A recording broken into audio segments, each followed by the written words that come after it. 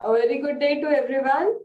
So let us now start with the next part for assessment procedure DT. Till now in DT assessment procedure what we have completed? We have completed specifically कि ma'am सबसे पहले तो ना income computation start होता है. After income computation, a person has to decide whether to file return of income or not to file return of income. Ma'am he has decided to file the return of income और return of income file करने के बाद AO के ऊपर जाते हैं. AO क्या सोच रहा है? I want to do scrutiny. Scrutiny का वो नोटिस देगा. AO सोच रहा है नहीं, स्क्रूटनी एकदम डायरेक्ट नहीं करते. I don't want to directly decide about the scrutiny. First of all, I want books of account. तो हो सकता है कि वो क्या करेगा, 142 सबसेक्शन 1(2) का notice it will be issuing क्या कि please books of account provide कर दो. और क्या हो सकता है मैम, रिटर्न इज फाइल, तो हो सकता है after filing the return also 144 हो जाए, मतलब बेस्ट जजमेंट असेसमेंट हो जाए. वो नहीं होगा तो क्या हो सकता है मैम, 147 भी हो सकता है. मतलब एक शॉर्ट में बता रही हूँ. You have filed a return of income, scrutiny भी हो सकता है. You have filed return of income, 144 is also possible. If you have filed return of income, 147, that is reopening, reassessment, assessment is also possible. ठीक है, return ही file नहीं किया. अब क्या, रिटर्न फाइल नहीं किया तो नाउ AO will decide. क्या डिसाइड करेगा? रिया के नोटिस में वो क्या करेगा, 142(1)(1) नोटिस इशू कर सकता है. He might do this, compulsory नहीं. उसको भी लग रहा है यार 1000 का टेक्स्ट था, मुश्किल से मुझे ऐसा लगता है क्या करना है रिया का नोटिस इशू करके, तो डिपेंड्स ऑन AO. तो AO रिया का नोटिस इशू कर सकता है. मैम बाय आर सेइंग रिया आर फॉर रिटर्न वाला एक नोटिस और IA इंफॉर्मेशन अकाउंट्स कॉलिंग वाला नोटिस इशू हो सकता है. But ma'am 142(1)(1) we have done, वो तभी इशू होगा notice when return has not filed. But 142(2) का नोटिस कब होगा, 142(1)(2) का whether you have filed the return or you have not filed the return, वो इशू होगा नोटिस. याद आया? we have done that. इसके बाद क्या था मैम, आफ्टर डूइंग दिस हमने छोटे छोटे प्रोविजंस और किए थे कि जॉइंट कमिश्नर डायरेक्शन दे सकता है. फिर यहाँ पे बेसिकली जो सबसे इंपॉर्टेंट चीज है वो ये कि ma'am whether it comes to 144, 147, 143, एक चीज याद रखना है, टाइम लिमिट का चार्ट. उसके बिना ये चैप्टर बहुत इनकम्प्लीट है, because every point I will find की टाइम लिमिट है, हर जगह टाइम लिमिट है. तो अभी लगता है सब समझ में आता है, बट एग्जाम टाइम पे यही चीज है, when we will find in MCQ. Time limit याद नहीं आती तो गड़बड़ है. तो have you started even though with the chart of time limit? Start भी किया? अभी काम. Today I will start and I will complete. Do that because today I am trying to complete a part. Kal any case we will end up with the assessment procedure. What will be left? Appeals and revision. One day का chapter है, एक दिन का बस. Monday को it will be appeals and revision and Tuesday penalty और वो छोटे छोटे जो टॉपिक है SFT वगैरह जिसका I have to give you an idea. Tuesday the batch will close. खत्म. तो आर यू गेटिंग? कब स्टार्ट करोगे? ओके चलो अब स्टार्ट करते हैं मैम. क्या 147. Now I M purposely starting 147. पहले में वो इनकम टैक्स अथॉरिटी कौन है, सर्च क्या है, सर्वे क्या, नहीं बता. क्यों? पहले हमने किया scrutiny assessment, then we have done best judgment assessment. And best judgment assessment कब कब होता है, that we have also done. अभी purposely I am not doing the revision. मैं स्टार्ट करूँ पहले 147. Ma'am what is 147? तुम्हारे हिसाब से क्या है 147? ओपनिंग, रीओपनिंग, असेसमेंट, ये क्या चल रहा है? Can someone tell me? And directly open the page number 316 in your book, compact book 316.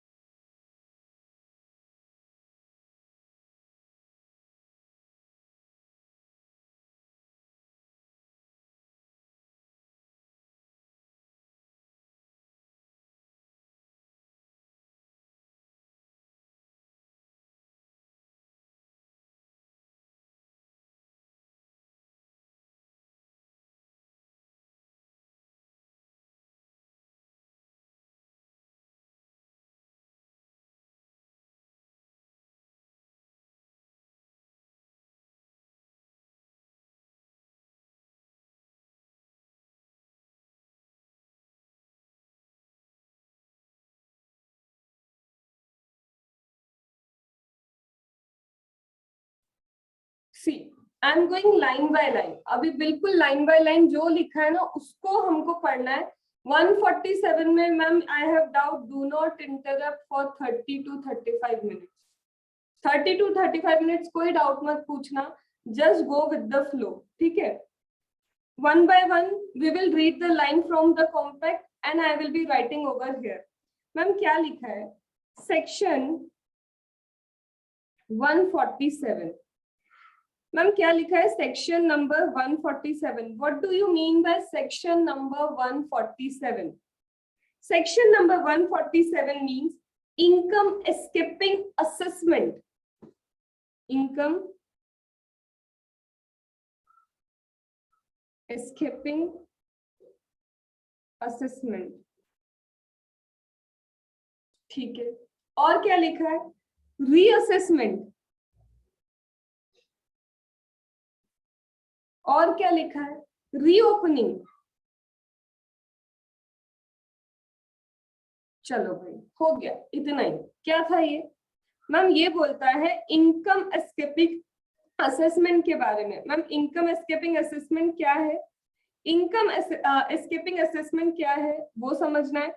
Ma'am ये रीअसेसमेंट क्या है, ये रीओपनिंग क्या है। उससे पहले मैम एक चीज बताओ, क्या सपोज एक पर्सन है, ठीक है, a person has lots of income.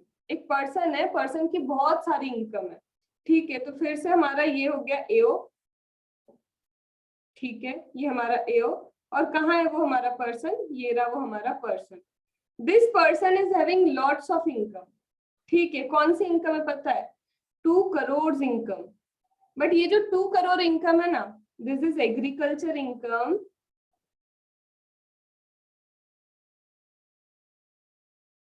in India. He is earning agriculture income in India. क्या अर्न कर रहा है ma'am? Agriculture income in India the person is earning. क्या बोलना चाहते हो? तो मैं ये बता रही हूँ कि ये पर्सन है, पर्सन की एग्रीकल्चर इनकम है 2 crore is the agriculture income he is earning in India. But ये पर्सन ने even 2 crore is the agriculture income return of income file ही नहीं किया। He has not filed the return of income. अब मेरे को बस ये सोचना है, ये जो एओ है क्या करे? Should he open 147 or he should go for 143 subsection 2 or he should do 144? क्या करेगा? 144। और कोई बताते जाओ।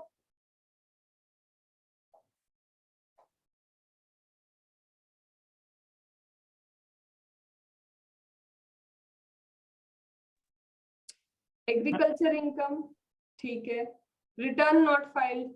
मेरा एओ कंफ्यूज्ड कि करना क्या है, what he should do now, whether 147, 143 और 144 ये सब। Apart this agriculture income, he has any other income? No. Whole exempted income he have, ma'am.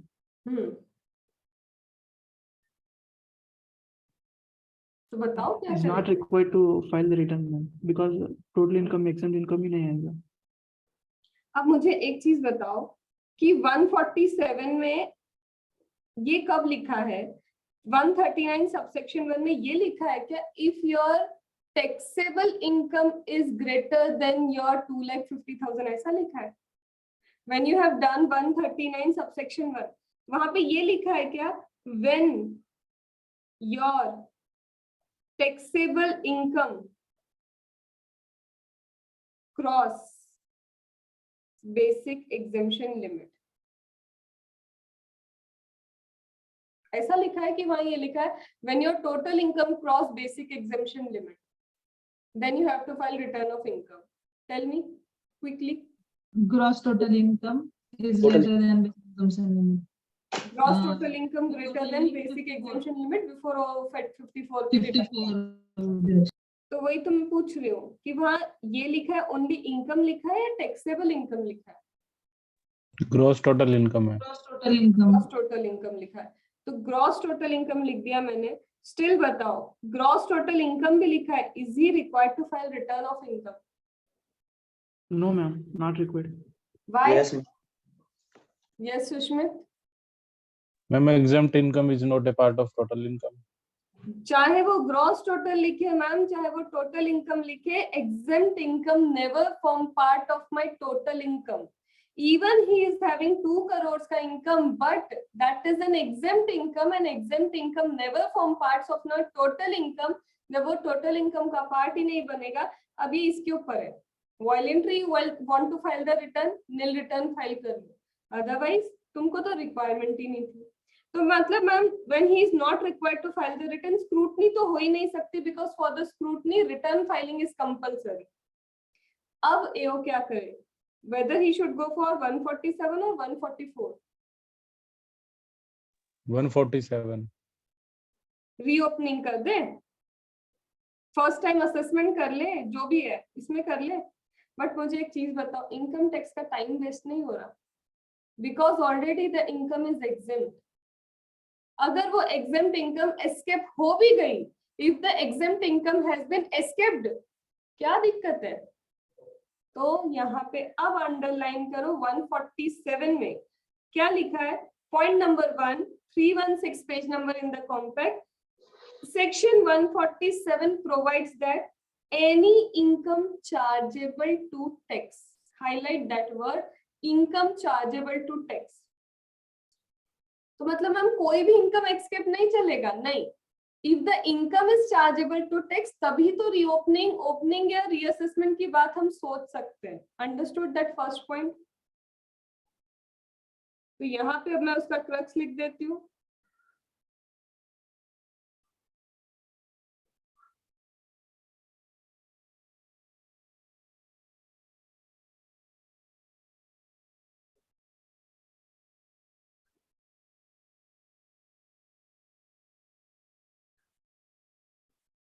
ठीक है. The crux is first of all it should be chargeable to tax. ठीक है. अब हम फिर से आते हैं, किसके ऊपर आते हैं? अब फिर से इस एसएससी की बात कर रही हूँ मैं. ठीक है, आ जाए एसएससी, ये आ गया. Now again I am talking about this SSC. क्या हुआ इस एसएससी के साथ? मैम ये जो एसएससी है ना, जिसकी बारे में आप बात कर रहे हो, इसने पता है क्या किया?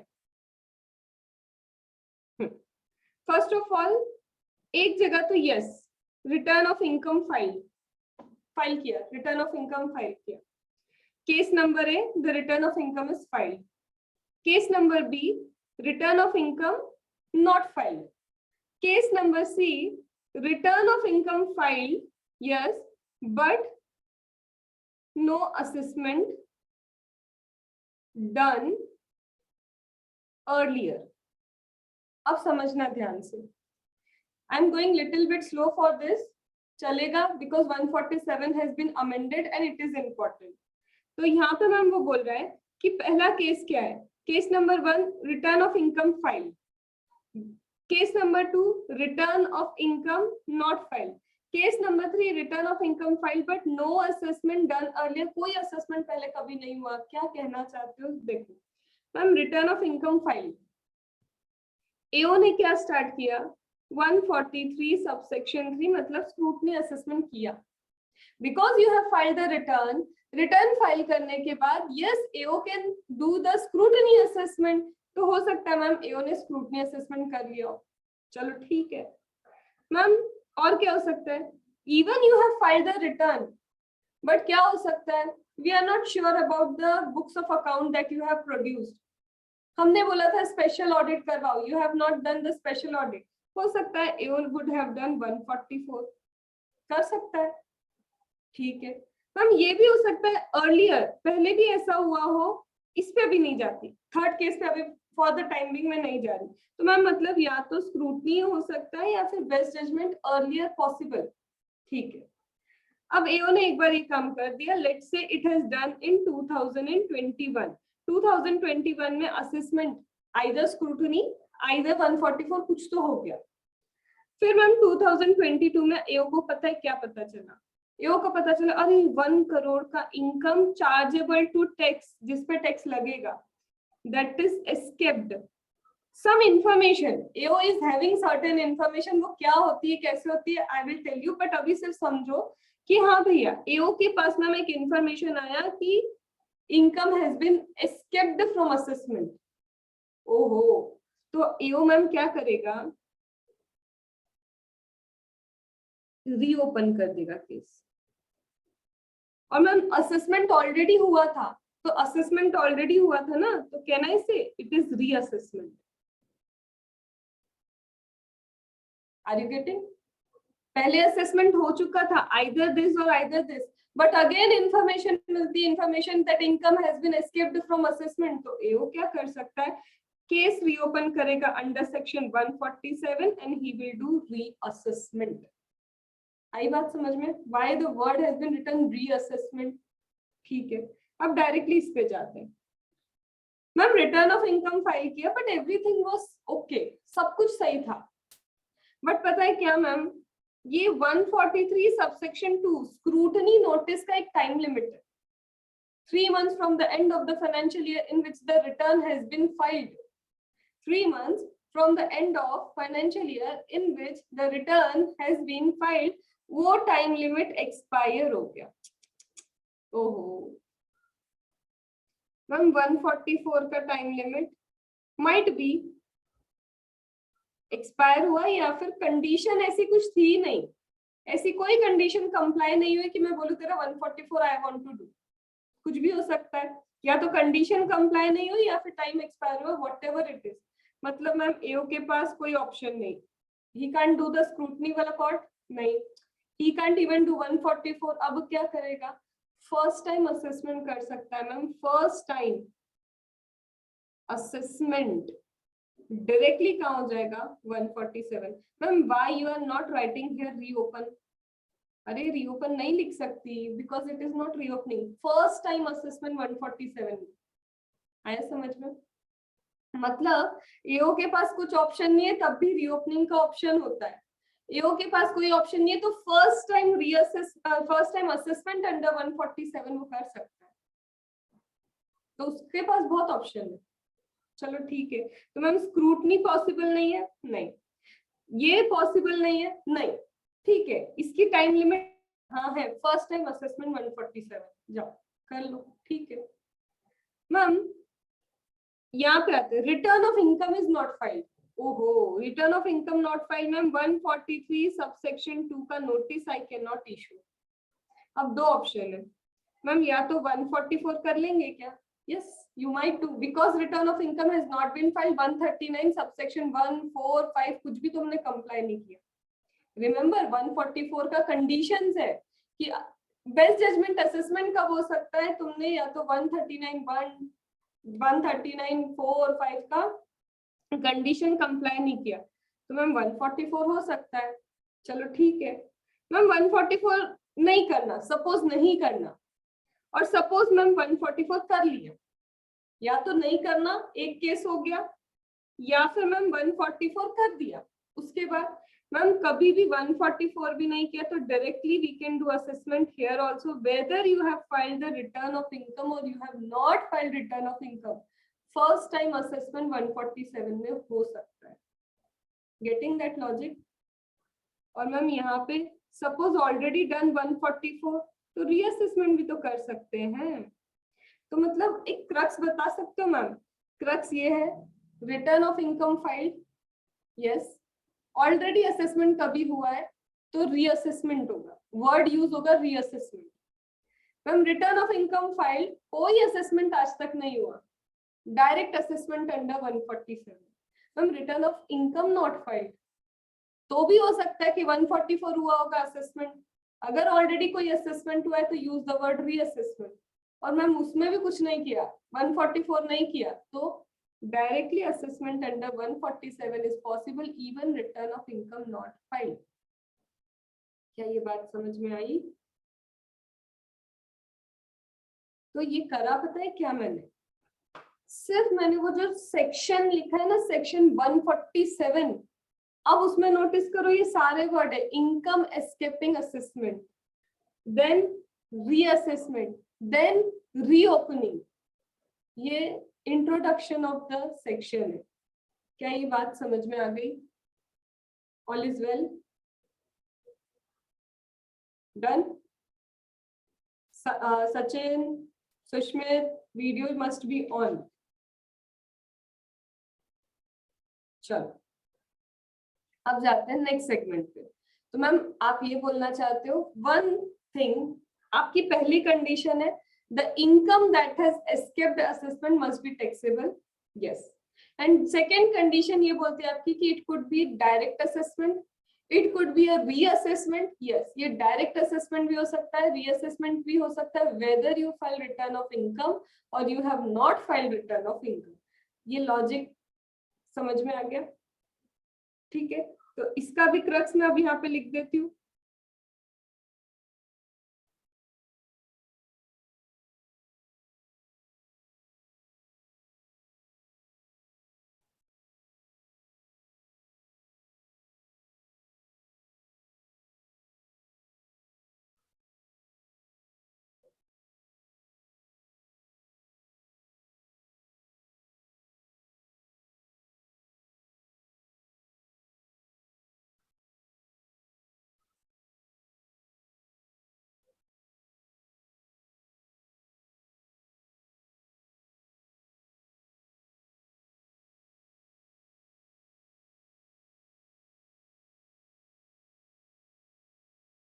डन,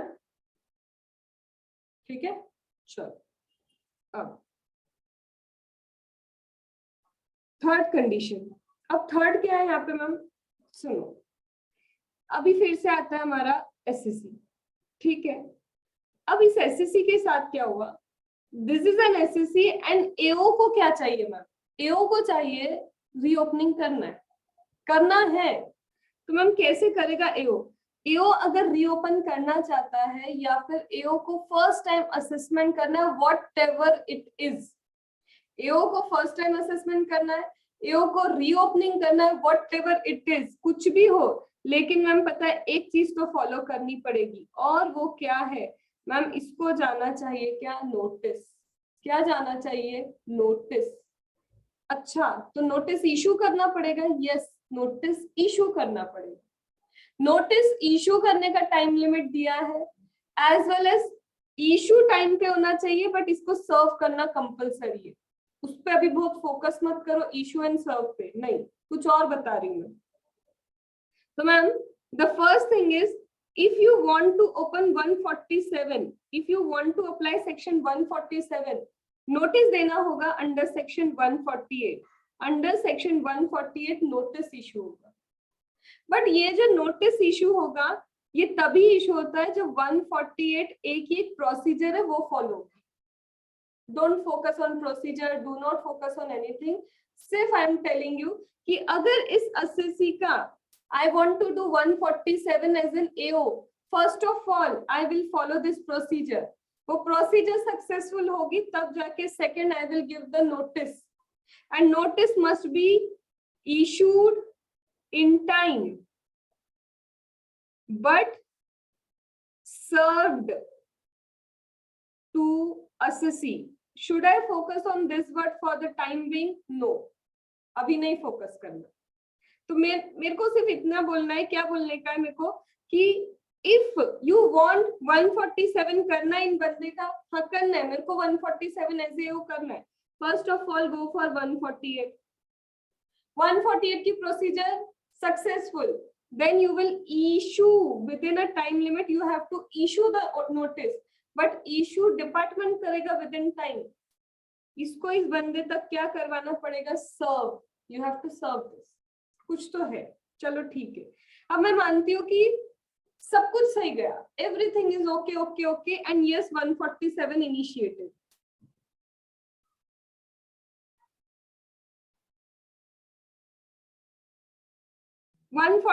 इनिशिएटेड मतलब वो reassessment, assessment, whatever it is चालू हो गया।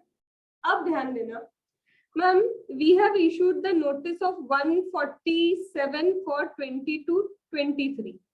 सपोज करो मेरा 22-23 is the previous year, for this we have issued a notice. Suppose, लेना नहीं चाहिए ईयर क्योंकि अभी तो सारे टाइम लिमिट से मैं थोड़ा पीछे ले जाती हूँ इसको।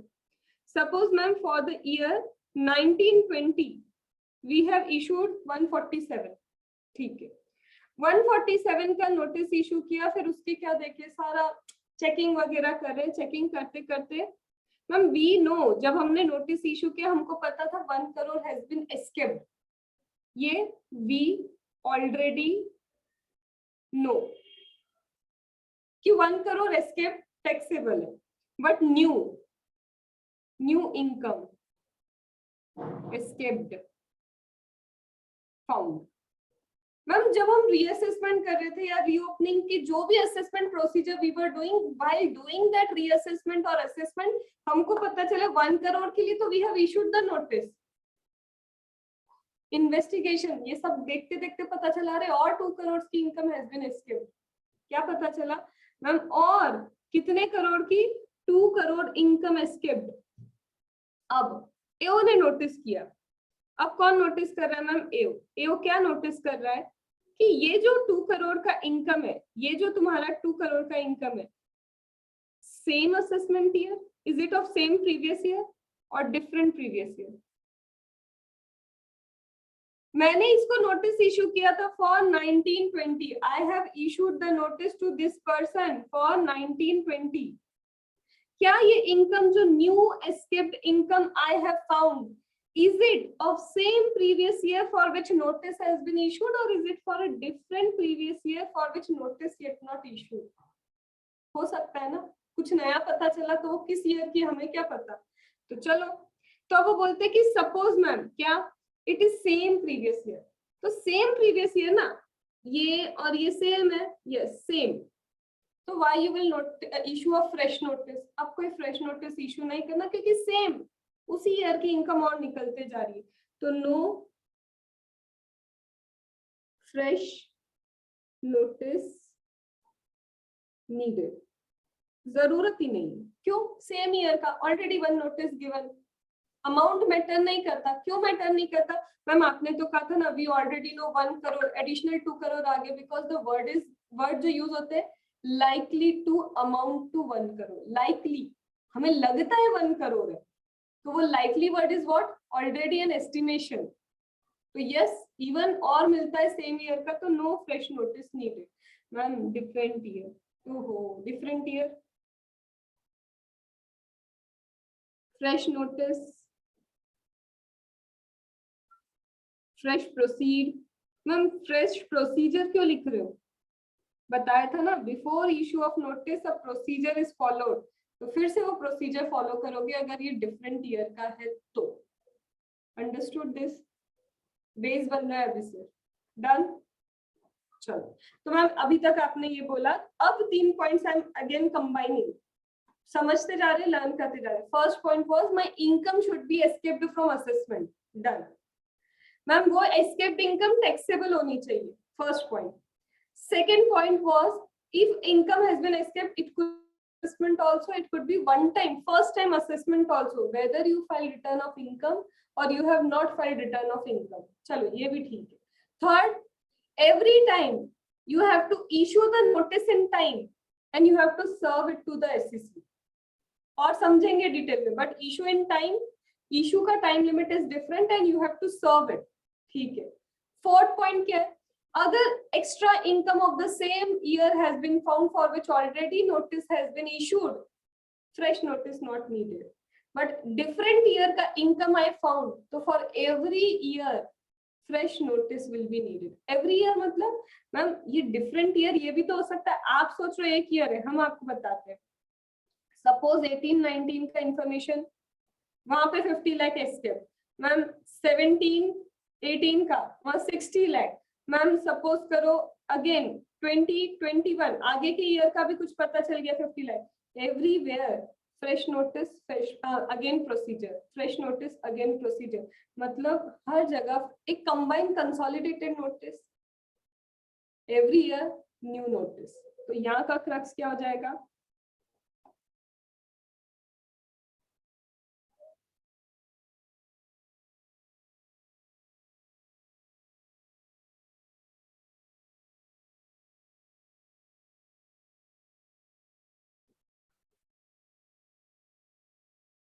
डन? ठीक है, चलो ये भी हो गया। चलो मैम मान दिया हमने। अब आप बताओ क्यों होगा reopening? Why it will be one time assessment? पहली बार हम assessment क्यों करेंगे किसी का? Because you have certain information. कुछ तो information आई होगी तुम्हारे पास, कुछ तो ऐसा आया होगा कानों में कि यार लग रहा है कि this person has done something and we should issue this. तो मतलब आप बोलना चाह रहे हो कि ये जो हमारे AO भाई साहब है, इन AO भाई साहब के पास क्या होने चाहिए? This AO must have certain information. ये हो गए हमारे AO and AO must have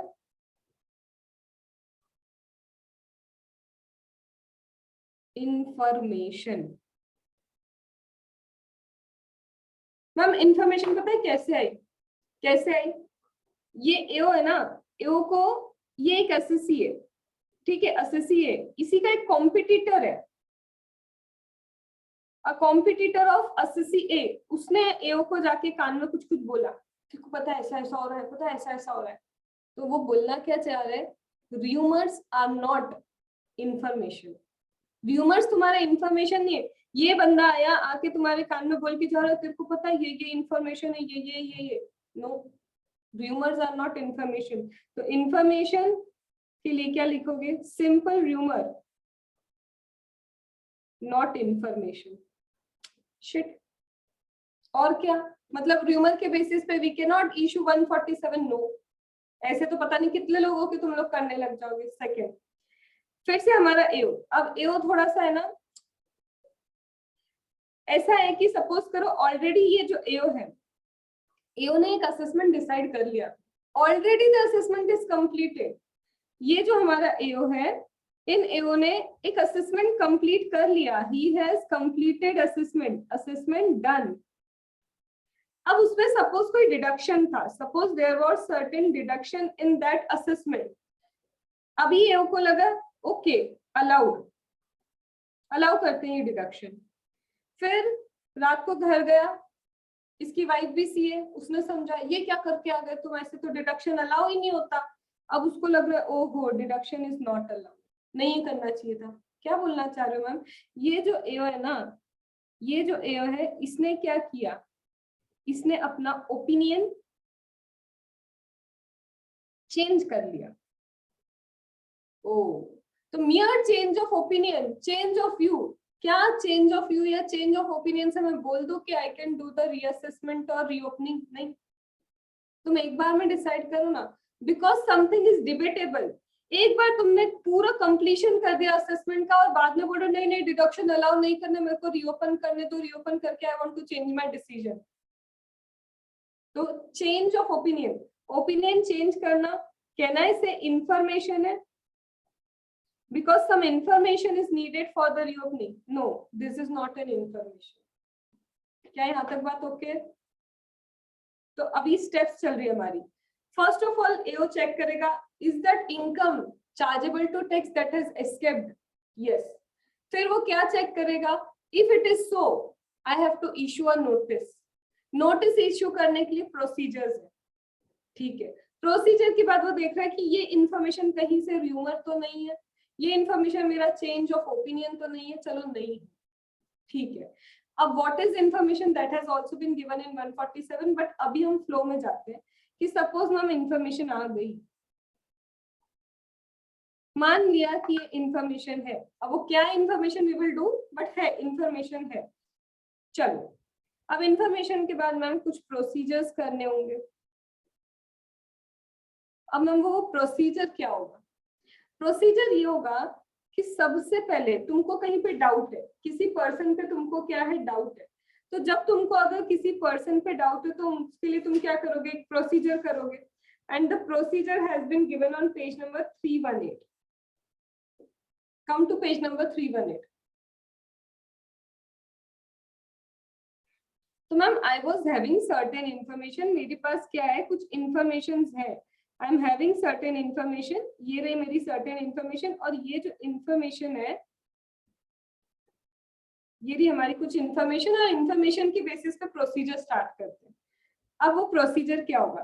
तो बोलते हैं चलो वी आर स्टार्टिंग 148 ए का प्रोसीजर। प्रोसीजर बोलता है पहले मेरे को इशू करना है नोटिस, नोटिस इशू करने के लिए प्रोसीजर फॉलो होगा। प्रोसीजर नंबर 1 सीधी बात है, कंडक्ट एन इंक्वायरी। ऐसे ही थोड़ी ना किसी को बोल दो ले भाई तेरे लिए नोटिस इशू क्या है, जो इंक्वायरी करनी है इधर उधर से एटलीस्ट डू द इंक्वायरीज। तुम्हें कोई इंफॉर्मेशन मिली, सपोज करो मैंने तुमको क्या बताया, सपोज मैंने बताया कि अब्दुल का डायरेक्ट आईसीआई से कांटेक्ट है, पेपर इसके पास पहले ही आ जाते हैं, ओ तो तुम पहले इंक्वायरी करोगे कि डायरेक्ट उसको जाके बोलोगे? Obviously you do certain inquiry. हम तो इंक्वायरी छोड़ो डायरेक्ट पूछेंगे कि तू दे दे बस। ठीक है, तो पहले तुम्हारी इंक्वायरी स्टार्ट होगी। चलो मैम इंक्वायरी, मैम हमारे एज ए स्टूडेंट देखो तो हम तो उससे दोस्ती करेंगे, आप एज ए टीचर देखो तो आप उसको पकड़वा रहे होगे।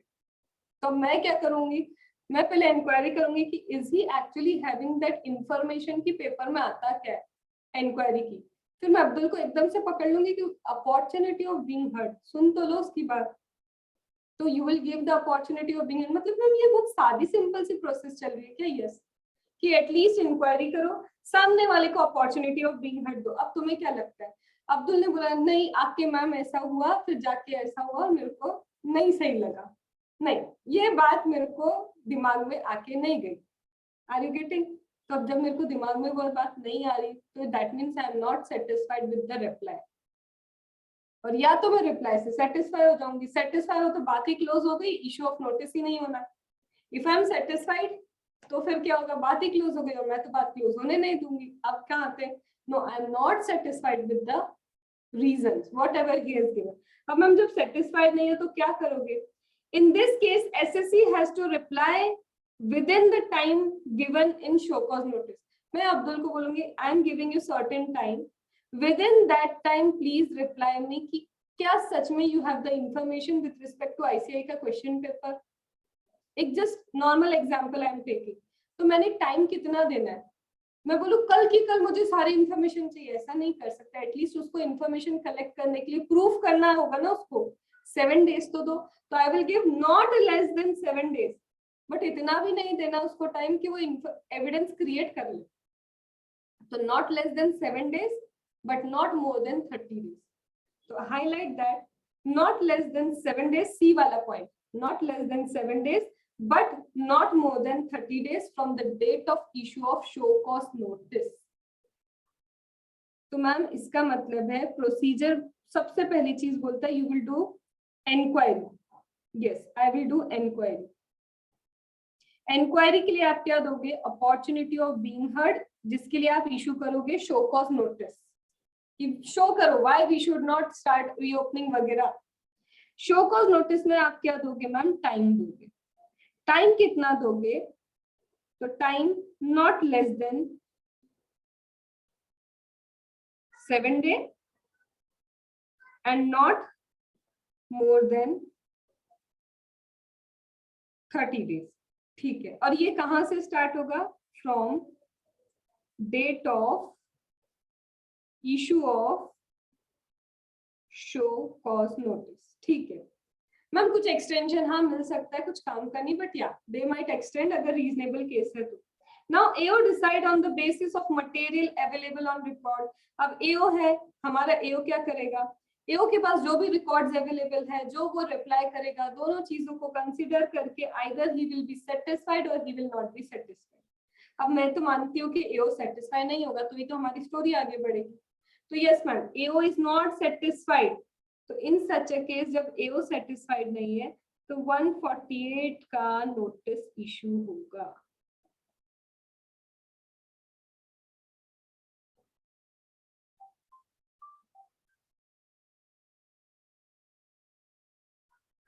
डन। तो दिस इज द प्रोसीजर कि मैम एओ मेरा सेटिस्फाइड नहीं है, वो क्या इशू करेगा, 148 का नोटिस इशू करेगा। मैम 148 147 रीओपनिंग के लिए you have to notice issue होगा 148 सेक्शन में। मैम क्या ये सेक्शन लर्न करने 101%? यस, असेसमेंट प्रोसीजर के सारे sections you have to learn. जो क्रॉस कराऊंगी वो लर्न नहीं करना, other than that every section you have to learn. तो ma'am 147 we want to open, 148 का नोटिस आएगा, बस ये नहीं, इसके साथ तुम्हें 148A जो तुमने अभी प्रोसीजर्स किया ना वो भी लगाना है कि देखो हमने ये सारी प्रोसीडिंग्स की थी, on the basis of this proceeding we issue you 148 का नोटिस। ठीक है, तो मतलब दोनों चीजें साथ में जाएगी। यस, प्रोसीडिंग की पूरी detail you have to give कि we have done all the proceedings, now this is the result. ठीक है मैम, ये नोटिस कब तक इशू होगा? ये जो आप 148 का नोटिस बोले, तो बोलते order under 148A shall be passed within 1 month from the end of the month in which reply of show cause notice is received। Ma'am अगर हम फेल हुए तो 148 तो इशू होगा, बट ये रिजल्ट जो है 148A का रिजल्ट कब तक आएगा? Because you are doing the proceeding, reply कर दिया, सब कुछ कर दिया, तो ये रिजल्ट कब तक आएगा? तो रिजल्ट का time limit 1 month from end of month। Ma'am because reply आया, तो रिप्लाई आया तो 1 month from the end of the month reply received. और मैम रिप्लाई नहीं आएगा तो, रिप्लाई नहीं आएगा तो time limit in show cause notice expire. वहां से you will start and of the month से 1 month। तो क्या मैम ये लर्न करना है? ये सारे टाइम लिमिट्स डेफिनेटली लर्न करना है। तो मैम ये प्रोसीडिंग सारी स्टार्ट हुई। हाँ भाई, ये सारी प्रोसीडिंग स्टार्ट हुई। आफ्टर ऑल दिस प्रोसीडिंग्स, या तो तुम रिप्लाई करोगे या तो रिप्लाई नहीं करोगे। रिप्लाई किया तो from the end of the month in which the reply has been received, 1 month के अंदर क्या होगा? 148A का रिजल्ट दे विल डिक्लेयर। और जैसे ही 148 का A का रिजल्ट है कि यस ये प्रोसीडिंग्स कहती है कि शो कॉज नोटिस इशू होना चाहिए, फिर अब हम जाएंगे कि show cause normal notice under 148 का इशू करोगे। तो पहले प्रोसीडिंग का रिजल्ट आ रहा है, whatever procedure you have followed वो रिजल्ट आया। मैम सामने वाले ने रिप्लाई नहीं किया, तो शो कॉज नोटिस में either 7 days we have given, 30 days तक का कुछ भी एक टाइम हो सकता है ना, 7 to 30 days। जैसे ही वो एंड होगा from the end of the month, 1 month के अंदर यू हैव टू इशू कि रिजल्ट क्या है इसका। कितना आया अभी तक? ओके तो अभी क्या चला मैम? पहले तो देखा is the income escapement chargeable to tax, then we will think about the procedure. Procedure apply करने के बाद 148A के ऑर्डर का रिजल्ट इज कमिंग। अब on the basis of result आ गया 148A बोलता है कि नहीं भाई कुछ तो गड़बड़ है। अब वो कुछ तो गड़बड़े में अपन क्या करेंगे? Now we will issue the notice of 148। Ma'am order of 148A and notice under 148 दोनों साथ में जाएंगे डेफिनेटली, क्योंकि बताना पड़ेगा ना सामने वाले को कि देख 148A वी हैव डन, हमने किया। ठीक है, अब मैम क्या आ जाए? अब हम वो टाइम लिमिट एक बार पहले चेक कर ले कि what is the time limit under 148। तो अभी तक पता है मैंने तुम्हें कैसे पढ़ाया। फर्स्ट ऑफ ऑल वो 147 316 वो मेरा पूरा पॉइंट नंबर 1, 316 पे 147 जो लिखा है that is my point number 1। फिर मेरा पॉइंट नंबर 2 कहाँ पे गया? 148A कि कुछ प्रोसीजर्स करना है अगर इंफॉर्मेशन है तो। इंफॉर्मेशन क्या है वो मैंने नहीं किया। सेकेंड इज ये प्रोसीजर करो। प्रोसीजर के बाद ऑर्डर आएगा कि यस हमको नोटिस इशू करना है अंडर सेक्शन 148। तो now I am moving to the time limit for 148 और 148 का टाइम लिमिट दिया है सेक्शन 149 में। Come on page number 319। Actually technical section आ जाओ 1419 319 सॉरी 319 पेज नंबर पे 149 इज द सेक्शन। तो मैम यहाँ पे देयर इज ऑर्डर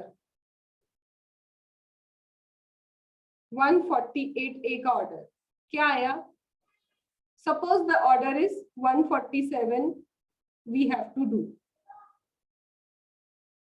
मतलब अब्दुल की बात नहीं मानी गई, रीओपनिंग तो होगी, वही हो गया। अब मैम ये ऑर्डर तो आ गया, ऑर्डर के बाद आपको सेक्शन 148 का क्या करना है? इशू करना है नोटिस। मैम इशू क्या करना है? नोटिस इशू करना है। 148 का नोटिस क्या करना है? इशू करना है। ओके मैम बट आप कुछ बोल रहे थे ना सर्व करना पड़ेगा, उसको अभी मत नोटिस करो, बट मैं लिख किसी पर्पस से रही हूँ ताकि तुम्हें पता रहे।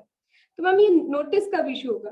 तो देखो भाई, अगर तुम्हारा इनकम जो एस्केप हुआ है चार्जेबल टू टैक्स, अगर उसकी लिमिट कितनी है ना 50 लाख से कम है, if the limit is less than 50 lakh, तो 3 इयर्स का टाइम लिमिट है। 3 इयर्स में वो क्या कर देंगे, नोटिस इशू कर सकते हैं। वो 3 इयर्स कहां से स्टार्ट होगा, we will do. Second, ma'am 50 lakh और मोर है, the income that has been escaped is 50 lakh और मोर, तो उनके पास टाइम है 10 इयर्स का। ओके, तो मैम एक टाइम लिमिट है 3 years, one time limit is 10 years. तो एक 3 इयर्स का टाइम लिमिट, एक 10 इयर्स का टाइम लिमिट। वो टाइम लिमिट क्या बोलता है, 10 इयर्स पे पहले जाती हूँ मैं। 10 इयर्स में लिखा है from the end of the relevant assessment year, from the end of relevant assessment year, and of the relevant assessment year, अगर तुम्हारा जो इनकम एस्केप हुआ है अमाउंट टू और लाइकली, समझ रहे हो वो वर्ड लाइकली, क्योंकि एडिशनल इनकम भी हमको मिल सकती है ड्यूरिंग द प्रोसीडिंग्स। तो अगर end of the relevant assessment year escaped income amount to या लाइकली टू अमाउंट, कितना मैम, 50 लाख ऑल्सो, 50 लाख और मोर। तो इसका मतलब ऑटोमेटिकली यहाँ कितना हो गया, लेस देन 50 लाख। अंडरस्टूड? जब यहाँ 50 लाख और मोर कवर किया तो ऑटोमेटिकली यहाँ लेस देन 50 लाख कवर हुआ। तो if ma'am escaped income is 50 lakh और more for that year, for that year, एक ही ईयर में, अलग अलग ईयर्स की काउंटिंग नहीं करे, because specifically for every year अलग नोटिस इशू होता है। तो for that year if it is इतना, तो 10 इयर्स का टाइम। अदर केस में we have again from the end of the relevant assessment year 3 years का टाइम। डन? तो अभी नोटिस पता है क्या करना, are they talking the time about 148A का प्रोसीजर, उसकी टाइम लिमिट पूछते हैं वो, या फिर वो नोटिस इशू करने के टाइम लिमिट पूछते हैं? 148A का ऑर्डर का time limit 1 month from the end of the month है। 1 मंथ के अंदर you should give the order. Procedure start हुआ, स्टार्ट होने के बाद रिप्लाई आया, रिप्लाई आने के बाद या शो कॉज नोटिस का टाइम लिमिट एंड होने के बाद यू हैव 1 मंथ का टाइम लिमिट। लेकिन यहाँ पे they are talking about the actual issue of notice की यस रीओपनिंग और first time assessment will be started. Done? ठीक है, चलो मैम अब बताओ, अभी तक आप बार बार बोल रहे हो रुको रुको रुको, क्यों रुको? यहाँ आप लिख रहे हो इशू ऑफ नोटिस, ठीक है, कि हमें नोटिस इशू करना है इस टाइम लिमिट में। यस, बट मैम अगर हम जाए पता है कहाँ पे, now come to section number 148.317 पे। Now come to 148.317 317 page number पे पता है क्या लिखा? फर्स्ट लाइन पढ़ो उसकी। Before making assessment, reassessment, recomputation under 147 AO shall serve, समझ पाए? यहाँ पे बोल रहा है वो सर्व करो, इधर बोलते हो नोटिस इशू करो। इशू करने की बात बोलिए सेक्शन 149 ने, बट बोलता है ये नोटिस सर्व होना चाहिए। इसका क्या मामला क्या है, अब समझो। नाउ अब्दुल इज वेरी चालाक ब्रो, वेरी वेरी चालाक। मतलब उसको पता है कि मैम के पास सिर्फ 3 इयर्स का टाइम लिमिट है। 3 इयर्स का टाइम लिमिट है किसके पास? मैम के पास। वो भाग जाएगा, 3 साल तक वो मुझे कहीं दिखाई नहीं देगा। तो मैं नोटिस किसको दूं, किसको सर्व करूं? सर्व करना मतलब that assessee should receive that notice. Are you getting that point? Serve करने का मतलब है that assessee should receive that notice. भाई वो तो 3 इयर्स हो गए, दिख ही नहीं रहा अब्दुल मेरे को कहीं पे भी। जैसे ही 3 इयर्स कंप्लीट हो गए अचानक से अब्दुल, हेलो मैम, अब क्या? टाइम लिमिट गया। I cannot issue the notice because this is time barred notice now. अब अगर मैंने दिया भी नोटिस तो टाइम बार्ड होगा। तो for the sake of interest of revenue, वो बोलते तुम अपनी तरफ से इशू कर दो टाइम पे, सब बाद में होता रहेगा। तुम अपनी तरफ से इशू कर दो विद इन 3 इयर्स और 10 इयर्स एज द केस में भी। इशू करने का मतलब क्या है, मैंने जैसे पोस्ट डिपार्टमेंट को दे दिया, खत्म, हमारी तरफ से 3 इयर्स के अंदर इशू हो गया। मैम 4 इयर्स के बाद अब्दुल दिखाई दिया, अब्दुल ये लो सर्व हो गया, मतलब notice must be issued on time. Serve कहाँ दिया, सर्व का कोई टाइम लिमिट नहीं है। Are you getting that logic? समझ में आया? Done. So that is the reason इधर बोलते हैं notice must be issued in 3 years or 10 years from the end of the relevant assessment year, but serve कहाँ होगा, serve का कोई time limit they have not given. That is the reason notice issue होता है, but assessee को serve करने से time limit चालू होता है। क्या मैम जो ये 147 का ऑर्डर है ना, ऑर्डर 147 का भी तो असेसमेंट कंप्लीट करने का कोई टाइम लिमिट होगा, तो वो पता है टाइम लिमिट सर्व से स्टार्ट होता है कि तुमने सर्व किया वहां से टाइम स्टार्ट करेंगे। मैम 3 इयर्स एंड हो गए, 10 इयर्स एंड हो गए, 12th ईयर में हमको अब्दुल दिख रहा है, it will be served on that year, वहां से टाइम लिमिट स्टार्ट करेंगे। कितना ओपन एंडेड है, आर यू गेटिंग? टाइम का टेंशन नहीं, तुम बस इशू करके छोड़ दो, बाकी अपन देखते रहेंगे। Are you getting? चलो अब आओ section 148 issue of notice. Now you will understand it better. Before passing assessment, first time assessment के लिए लिखा है reassessment, recomputation under 147, AO shall serve on assessee notice along with the order passed under 148A.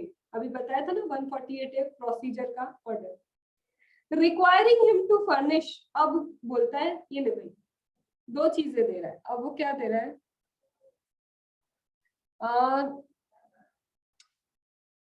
Ganesh, the first thing is video से कभी भी voice issue नहीं आता है, ठीक है ना, नेट का इशू तुम्हारे वीडियो से आता है। चलो अब मैं जो बोल रही हूँ उस पर ध्यान देना। मैम ये तो डिसाइड हो गया, क्या डिसाइड हो गया? Yes 147 will be done. मैं बार बार सेक्शन लिख रही हूँ to make you recall that.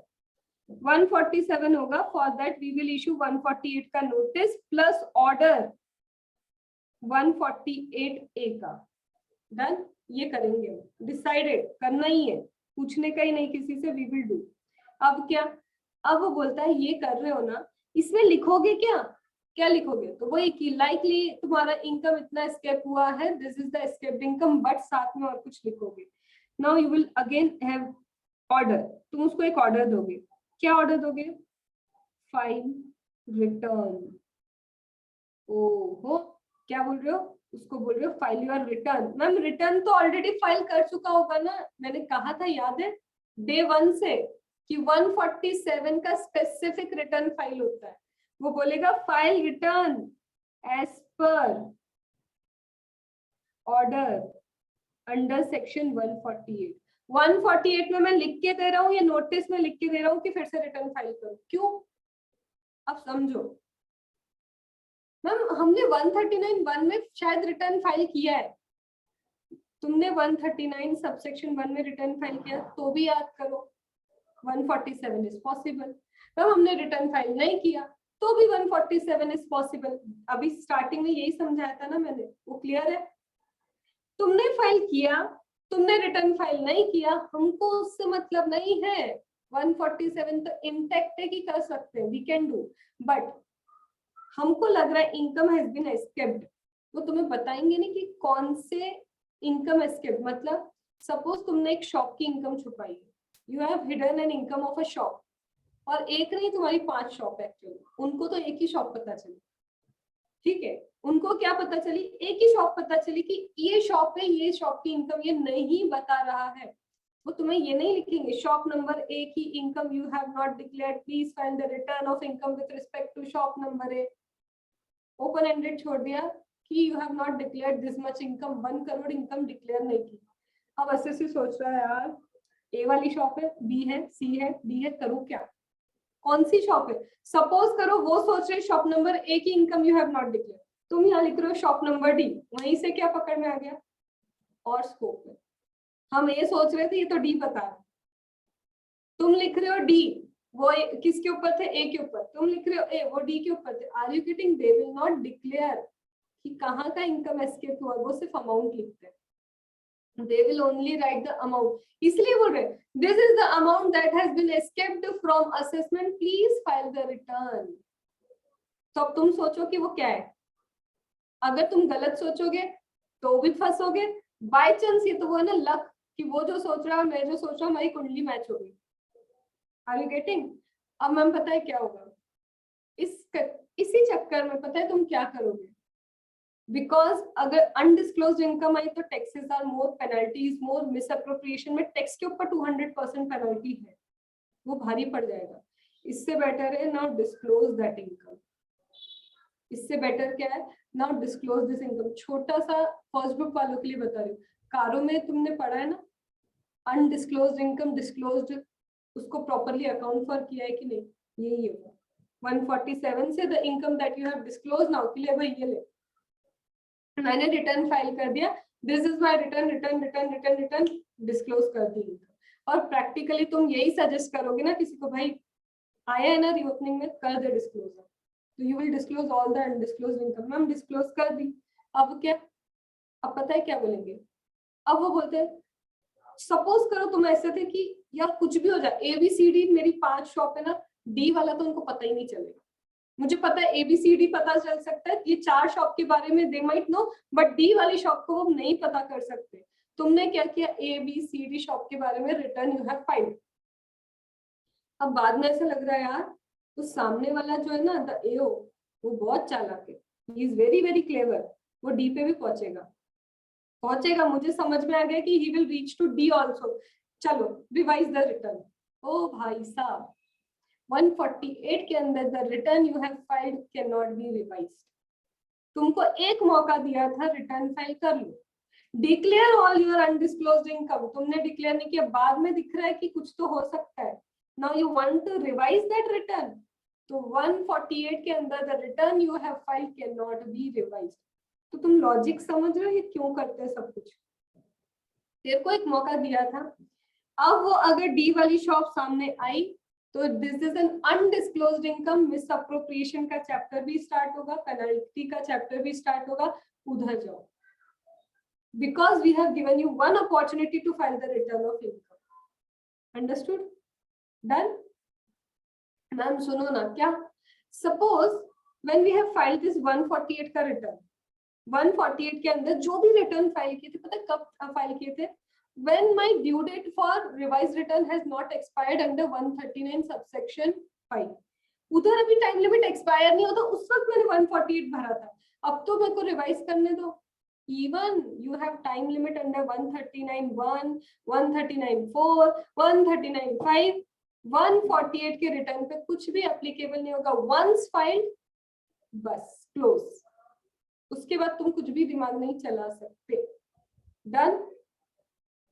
तो ये लिखा है का मैम मेरे इश्यू ऑफ नोटिस में. अभी तुम समझ रहे हो द गहराई, डेप्थ ऑफ 147, कितना रेवेन्यू के इंटरेस्ट में उन्होंने जनरेट किया.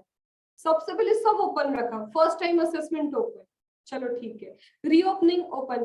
मैम एक और चीज देख रहे हैं हम, रीकम्प्यूटेशन वर्ड भी लिखा है, रीकम्प्यूटेशन अंडर 147. अभी I have not explain that, अभी वो वर्ड एक्सप्लेन नहीं किया, वो भी है, उसको रोकते हैं अभी के लिए. तो ma'am first of all condition number 1, income escape taxable है. प्रोसीजर करेंगे 148A की, 148A प्रोसीजर किया, डिसाइडेड 148 का नोटिस इशू होगा, तो 148 का notice we will issue. Notice में लिखेंगे रिटर्न फाइल करो, रिटर्न रिवाइज नहीं हो सकता है. मैम कब 148 का notice we will issue? Either 3 years or 10 years as the case may be. आया समझ में? मैम और बताओ. अब मैं जो बता रही हूँ ना, लिखने की जरूरत नहीं, अब फ्लो चल रहा है. मैम इनकम आ गई सामने, इनकम आ गई, रिटर्न फाइल किया उसने, रिटर्न फाइल किया और इनकम सामने आ गई. अब मैम सपोज ये जो रिटर्न फाइल हुआ, पुराने रिटर्न भी रिस्पेक्टिव ईयर के फाइल हो सकते हैं, बिकॉज मैंने बताया था ना 18-19 की इनकम भी फाइल, 19-20 का इनकम फाइल, तो वहां पर ड्यू डेट निकल चुका है. बट 148 में यस यू कैन फाइल, बाद में भी कर सकते हो. 10 years के रिटर्न है ना, 10 years का टाइम है, तो 10 years के तुम रिटर्न फाइल कर सकते हो. मैम सुनो ना, सपोज आज से इट इज 2023, सपोज मैम मेरा है ना कब का रिटर्न है, 2017 का रिटर्न और मैंने इनकम डिस्क्लोज की, रिटर्न फाइल किया, एज दे सेट ना कि रिटर्न फाइल करो, I have disclosed income. Tax किस रेट पे लोगे? आज के रेट पे, आज का इनकम टैक्स का रेट और रिस्पेक्टिव ईयर का इनकम टैक्स का रेट रिस्पेक्टिव, इतना नहीं तुम पे जाएंगे, what ever was the rate at that respective year, वो रिस्पेक्टिव ईयर के रेट पे तुम पे टैक्स लगा देंगे। आया समझ में? दैट इज व्हाट ये 147 इज। चलो ये भी समझ में आ गया। अब इसके बाद एक चीज बोलते हैं वो, अब वो इंफॉर्मेशन वगैरह से रिलेटेड कुछ कुछ बता, मतलब मैं बोलूं 147 फाइनली अगर फ्लो समझ में आ गया तो ऑलरेडी डन। वो फ्लो अगर तुमको इंटेक्ट हो गया तो दैट इज डन। अब सिर्फ बचा मैम ये इंफॉर्मेशन की, आप जो बातें कर रहे थे वो इंफॉर्मेशन क्या है, थोड़ा सा वो बता दो। और एक चीज मैम आपने बोली थी कि same assessment year, assessment year पता है सेम असेसमेंट ईयर है, सेम असेसमेंट ईयर का इनकम आपके सामने आना चाहिए, तो fresh notice is not needed. But अगर सेम असेसमेंट ईयर की इनकम नहीं है तो फ्रेश नोटिस इज नीडेड। पहले मैं उसका एक अमेंडमेंट वाला पार्ट बताना है। कम टू पेज नंबर 322, उसी से लिंक्ड है, I have to tell you. 322 point number 7 green में दिख रहा है एवरीवन? अमेंडमेंट पीडीएफ है, उसमें भी देखो 322 पे यू विल फाइंड 7th वाला पॉइंट। क्या लिखा ma'am? Where the income in form of an asset. तो मैम ये जो इनकम की आप बात कर रहे हो, अभी तक हम तो यही अज्यूम कर रहे थे इनकम मतलब ये, अरे नहीं, कैश और काइंड कोई भी इनकम हो सकती है। इट कुड बी कैश में income, it could be kind में इनकम। तो मैम ये जो पॉइंट है 7 पॉइंट पेज नंबर 322 जो आप अभी आप लिंक करवा रहे हो, क्या बोलना चाहते हैं इसमें? बोल रहे हैं where the income in form of an asset, income या तो किसी असेट के फॉर्म में होगी, ठीक है, या फिर you have done an expenditure also, expenditure on an event, कोई इवेंट था, किसी इवेंट के ऊपर you have done an expenditure, या कोई ओकेशन था, you have done certain expenditure on that occasion, और ये जो आपने एक्सपेंडिचर किया दैट इज 50 लाख और मोर, ठीक है, that has escaped the assessment and investment. और ये जो 50 लाख का एक्सपेंडिचर था या फिर ये जो असेट आपने खरीदी थी 50 लाख और मोर की, this has been escaped from assessment. But अब समझना, has escaped assessment and the investment in such asset expenditure in relation to such event occasion has been made incurred in more than one previous year. क्या बोलना चाहती हूँ मैं, सुनो। अब जैसे डिसाइड हुआ कि क्या होगी, मैरिज हो, इवेंट कियारा की मैरिज, सबसे ज्यादा पता नहीं, अभी तो सबसे ज्यादा वही चल रहा है, मैरिज नहीं हो गई, भगवान जाने क्या ही हो गया इनका, ठीक है। तो चलो, तो यहाँ पे हम करते हैं किसकी मैरिज कर लेते हैं, लो, ठीक है, ये मैडम की अभी क्या है, मैरिज है। तो यहाँ पे मैम मैरिज है, तो मैरिज में क्या होगा, एक्सपेंडिचर, तो इन मैडम की मैरिज में होने वाले एक्सपेंडिचर। मैम डिसाइड पता है, डिसाइड इन्होंने किया नहीं किया, मीडिया में पहले ही आ गया था, ठीक है। तो सपोज मैम 2019 से ये इवेंट की प्रिपरेशन चल रही है, एक बार 1 करोड़, 2020 में और लगा है 2 करोड़, 21 में और लगा है 3 करोड़, मतलब ये एक ओकेशन के लिए प्रीवियस ईयर 2-3 प्रीवियस ईयर से they were making the expenditure. Ma'am occasion same है, expenditure in different previous year, occasion is same but expenditure in different previous year. तो ये जो कियारा की मैरिज है इसमें क्या हो रहा है, expenditure in different previous year. चलो ठीक है मैम, यहाँ पे इन्होंने एक असेट भी खरीद ली, अब इनका जो घर है जहाँ पे ये शादी के बाद रहने वाले, ठीक है, वो भी दे हैव परचेस्ड, और वो परचेस किया, उसमें भी ये था मैम कितने का पता है, हमारे लिए तो ये समझो आप इसको 30 करोड़ का रखें। तो मैम 3 इयर्स में they have made the expenditure, 3 years में इस पे एक्सपेंडिचर किया, एक बार 15 करोड़, एक बार 10 करोड़, एक बार रिमेनिंग उन्होंने दे दिया 5 करोड़, ठीक है। मतलब सेम असेट में इन्वेस्टमेंट बट डिफरेंट ईयर्स में payment, same occasion but different year में you have done the expenditure. तो बोलना क्या चाहते हो, A notice 148 shall be issued for each such assessment year. भले ही तुम बोलो एक ही तो बात थी, एक ही चीज के लिए था, नहीं. Notice for each assessment year needed. भले ही event was same, even though the asset is same, बस तुमने एक्सपेंडिचर अलग अलग ईयर में किया, इन्वेस्टमेंट अलग अलग ईयर में किया, बट ये अमाउंट इतना है. Escaped assessment no. सब हमको क्या चाहिए? डिफरेंट डिफरेंट डिफरेंट नोटिस चाहिए. हर असेसमेंट ईयर का नोटिस अलग चाहिए. मैम इसमें डाउट मुझे है, स्पेसिफिकली मेरा डाउट है, क्योंकि ये अभी तक क्लैरिफिकेशन ही नहीं. Ma'am 50 lakh is escaped income. चलो, more than 50 lakh is escaped on particular event. Particular event पे वो 50-50 का लिमिट है, तो आप बोल रहे हो अलग अलग असेसमेंट ईयर में नोटिस इशू होगा. व्हाट इफ ओनली 40 लाख है, सिर्फ 40 लाख है, तो क्या करें? एक साथ नोटिस इशू कर दें? क्योंकि मैम एस्केप्ड इनकम आपने अभी बताया था कि पर्टिकुलर हर ईयर के लिए नोटिस अलग इशू होता है. Are you getting? अभी मैंने क्या बोला था मैम, हर ईयर के लिए असेसमेंट का नोटिस इज डिफरेंट. अभी आप बोल रहे हो सेम इवेंट, इफ 50 लाख और मोर तो नोटिस इज डिफरेंट. तो यहाँ पे वो क्लैरिफिकेशन तो बताओ. अगर सेम इवेंट है, लेस देन 50 लाख है, तो क्या एक नोटिस चल जाएगा मेरा? तब भी तो अलग अलग ईयर में they have done the investment. Are you getting that? तो वो क्लैरिफिकेशन नहीं है. तो I can't even tell you कि क्या बोलूं. गलत तो बोल नहीं सकते.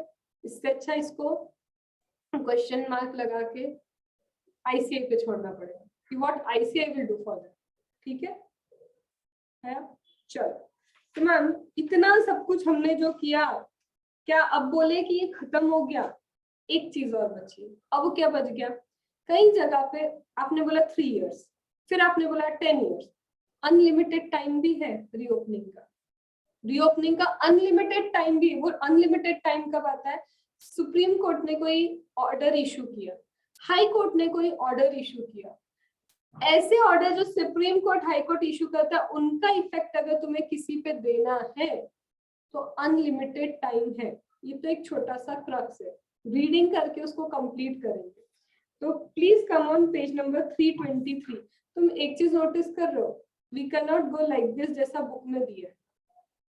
फ्लो ऐसा नहीं है. ठीक है?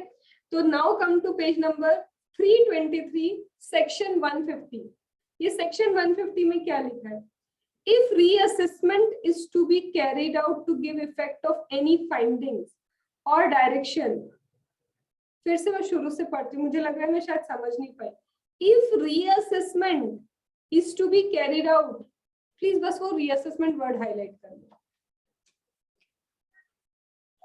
If reassessment is to be carried out to give the effect of any finding, कोई भी finding, कोई भी direction, in order passed by CIT of appeal, in order passed by ITET, in order passed by High Court, in order passed by Supreme Court, revision under 263, 264 or any court under any other law for this year, another year, no limit to issue notice under 148. Ma'am अगर मैं ऐसा लिखूं तुम मुझे बताना. This is most common mistake of a student. अभी तुम ही मेरे को पहले बताओ, फिर हम लोग किसी और चीज पे आगे बढ़ पाएंगे.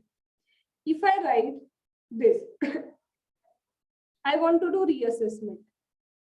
Don't focus on this word reassessment. पहले ही बोलो, इसका कोई फोकस नहीं है. रीअसेसमेंट करना है, बट रीअसेसमेंट क्यों है? क्योंकि ऑलरेडी ऑर्डर इज पास्ड. बोला ना उसमें भी, ऑलरेडी ऑर्डर पास्ड. तो किस किस ने ऑर्डर पास किया ma'am? Because the already order has been passed. और उसमें कुछ पता चलता है, एनी फाइंडिंग. तो ऑर्डर पास किया सीआईटी ने, ऑर्डर पास किया आईटेट ने, ऑर्डर पास किया हाई कोर्ट, और ऑर्डर पास किया सुप्रीम कोर्ट. और रिवीजन 263, 264 अभी आएगा आगे, अपील्स एंड रिवीजन इधर, या फिर एनी कोर्ट. तो इन्होंने अगर कोई ऑर्डर पास किया है तो वो बोलते हैं नो टाइम.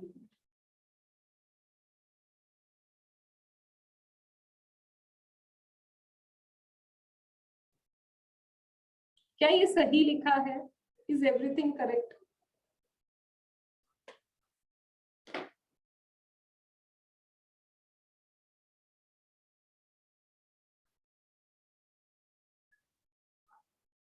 देख लो अच्छे से, match the following.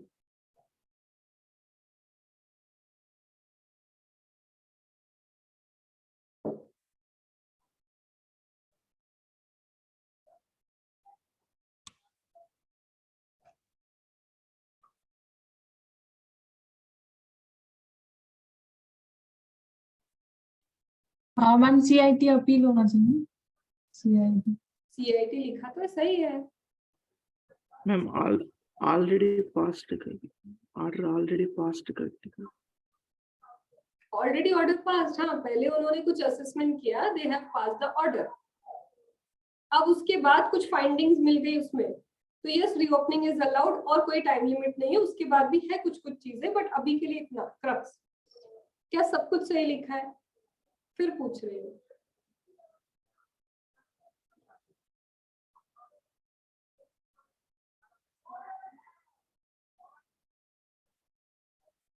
Be confident with your answer. Ma'am अगर आप CIT लिख रहे हो ना, दैट इज टोटली रॉन्ग। कभी भी याद रखना, when you are writing the answer of appeal, appeal में CIT ऑफ अपील है, आगे ए आएगा। तो CIT ऑफ अपील मतलब यहाँ पे ये एडजुडिकेटिंग अथॉरिटी नहीं है। CIT of appeal is not your adjudicating authority, वो तुम्हारा एपीलेट अथॉरिटीज में आता है, अपील सॉल्व करता है वो असेसमेंट नहीं देख रहा है, वो इन्वेस्टिगेशन विंग में।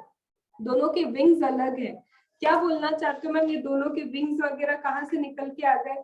तो उसके लिए एक बार के लिए प्लीज आ जाओ, कौन से पेज पे?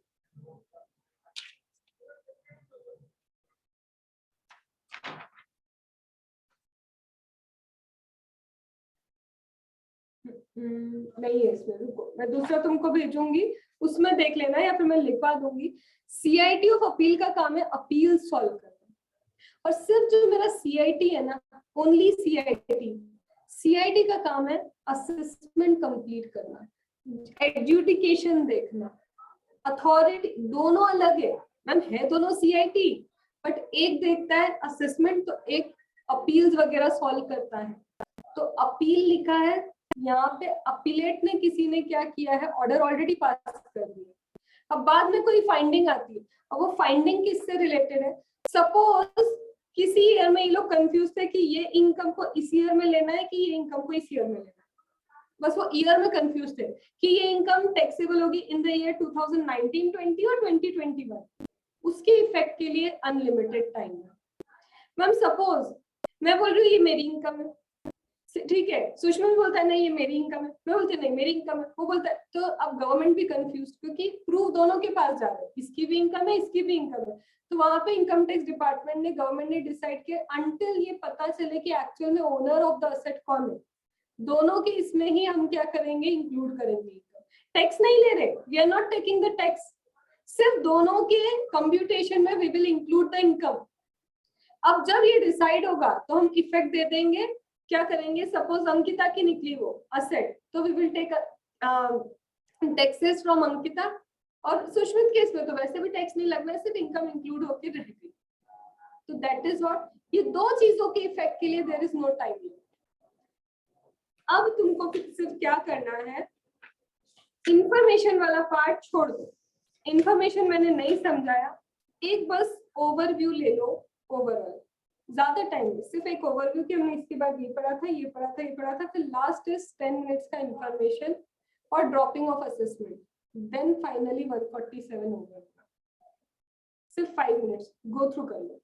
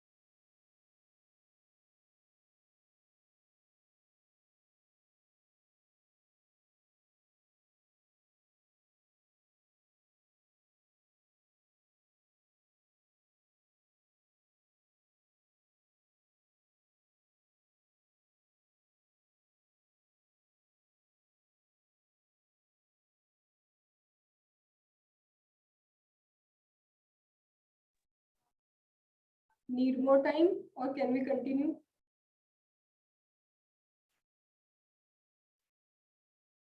मैम ये थोड़ा 148 और ए और 148 के बारे में बताना मैम। वो नोटिस है ना, एक तो शो कोर्स नोटिस है और एक 148 का नोटिस। फोकस नोटिस मतलब अपॉर्चुनिटी दे रहे हो उसको कि भाई बता कि कुछ है क्या, मेरे को कुछ तो इन्फॉर्मेशन मिली है, मैं तेरे से सिर्फ इंक्वायरी कर रहा हूँ कि कहीं ऐसी है क्या कोई शॉप, मतलब उससे निकलवाने की कोशिश कर रहे, पहले इंक्वायरी करी, उसने रिप्लाई दे दिया, वो प्रोसीजर है तुम्हारा 148 ए का, तुम इंक्वायरी कर रहे हो, उससे अपॉर्चुनिटी बोल के कि दे बता मेरे को कुछ है क्या ऐसा, दे दिया, तुमको तब भी सेटिस्फेक्शन नहीं आ रहा, उसको दूसरा मौका दे रहे हो रिटर्न फाइल कर, आप 148 का नोटिस इशू करोगे, फिर बोल रहे चल अब तू रिटर्न फाइल कर दे, समझ लो। तो पहले इंक्वायरी के बाद 148 ले भाई अब इशू कर दिया नोटिस, फिर भी बोला था रिटर्न फाइल कर ले, फिर उसके बाद वो स्टॉप करता है, ठीक है।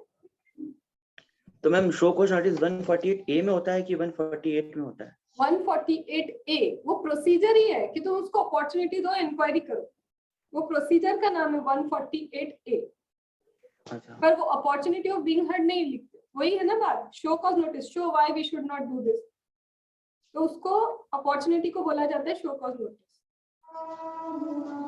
फिर उसका ऑर्डर आएगा, प्रोसीजर कंप्लीट हो गई, अब ऑर्डर देंगे कि क्या करें, इशू करें नोटिस 148 का या नहीं इशू करें, समझे।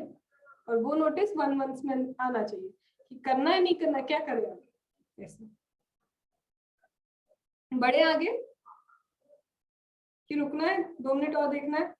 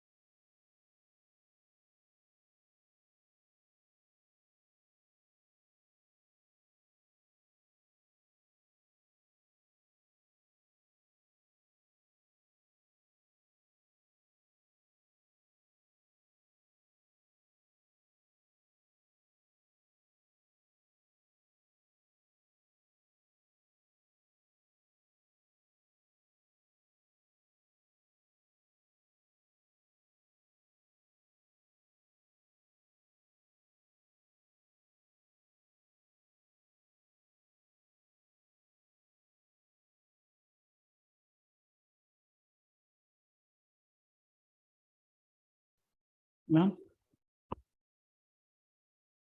यस मैम इस असेसमेंट प्रोसीजर्स में क्यों मैम ये वो को उतना स्कोप दे रहे हैं? स्कोप यस मैम, मतलब समझ नहीं पाई, scope scope to issue the notice बहुत बड़ा वाइड स्कोप है। तुम 10 साल बाद किसी का केस खोलने जा रहे हो, हैरेसमेंट नहीं हो जाए किसी एसएससी का तो पहले अच्छे से खुद इंक्वायरी ले लो, उससे पूछ लो, इसलिए they are not actually giving the scope, वो हमारे बेनिफिट के लिए, नहीं तो इनका क्या है, if they have not design this procedure, अभी एक आएगा नोटिस, चलो तुम्हारा रीओपनिंग, क्या हैजार्डियस टू द एसएससी, तो उन्होंने इतना डिजाइन किया, बट ऐसा नहीं कि हमको अच्छा देने के चक्कर में उन्होंने रिटर्न रिवाइज करने से मना के, दोनों को बैलेंस रखा है, ठीक है। चले आगे कंटिन्यू करें। अब ना जो मैं बताने जा रही हूँ ना, अब तुम बोलोगे पता नहीं ये क्या ही करते हैं, but actually my favourite topic in entire DT is assessment procedure, क्योंकि उसी से बोलते ना जो दिमाग के तार खुलते हैं वो यहीं से खुलते हैं, ठीक है। अब ये जो मैं तुमको बताने जा रही हूँ ना, इसमें इन्होंने और ही एक काम किया है, अलग ही, एकदम अलग, ये क्या अलग काम किया समझना। Akshay are you here, because I won't be able to repeat this.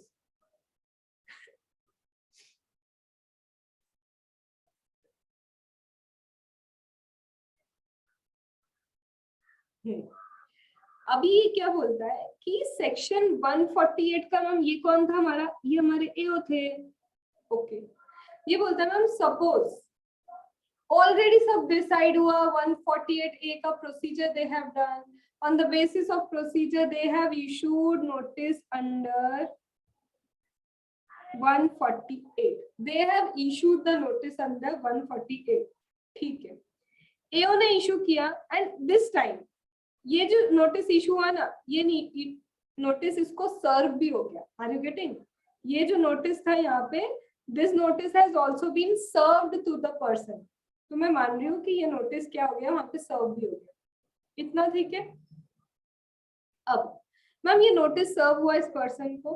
अब ये जो पर्सन है इसने क्या किया, ये वाले पर्सन ने जब नोटिस सर्व हुआ, यहाँ पे इस पर्सन ने क्या कर दिया, रिटर्न भी फाइल कर दिया एज पर 148.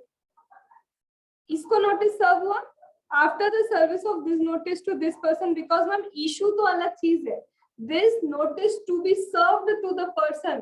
तो ये जो असेसी था ना, ये असेसी को नोटिस हैव बीन सर्व्ड और उसने क्या किया, ये लो मैम रिटर्न फाइल कर दिया as per 148.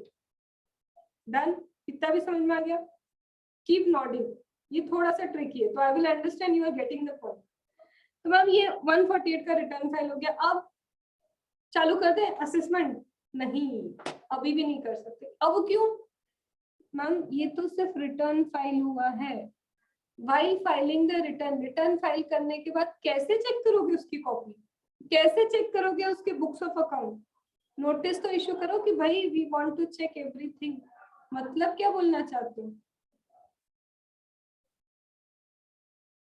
That we will do scrutiny under 147. अब हम स्क्रूटनी कर रहे हैं, बट ये स्क्रूटनी सिंपल स्क्रूटनी नहीं है. We are issuing you the notice कि because of 148 you have filed a return, because of 148 you have filed a return, and अब ये जो रिटर्न पूरा फाइल किया है, now 143 सबसेक्शन 2 का नोटिस साथ में जाएगा कि ले भाई स्क्रूटनी करना है. तो पहले 148 में उसको अलाउ किया फाइल करना रिटर्न. वो बोलेगा मेरा तो रिटर्न फाइलिंग का ड्यू डेट ऑलरेडी ओवर. रुक, 148 में 10 इयर्स तक you can file the return. File कर रिटर्न. मेरे को रिवाइज करना है, नहीं करने देंगे. File the return. अब रिटर्न फाइल करवाया मैम, क्यों? क्योंकि scrutiny can not be done if you have not file the return. अब पहले रिटर्न फाइल करवाया, फाइल करवा के 143(2) पे लेके आया उसको कि ले अब we are giving you the notice of 143(2) because now you have filed the return. और मैम 143(2) क्या बोलता है? 3 months from end of financial year in which return file. तुम देख लो कितना लॉजिक लगाते हैं. करवा लिया उससे रिटर्न फाइल. अब स्क्रूटनी मैम बेस्ट जजमेंट कर लेते. कैसे कर लेते बेस्ट जजमेंट?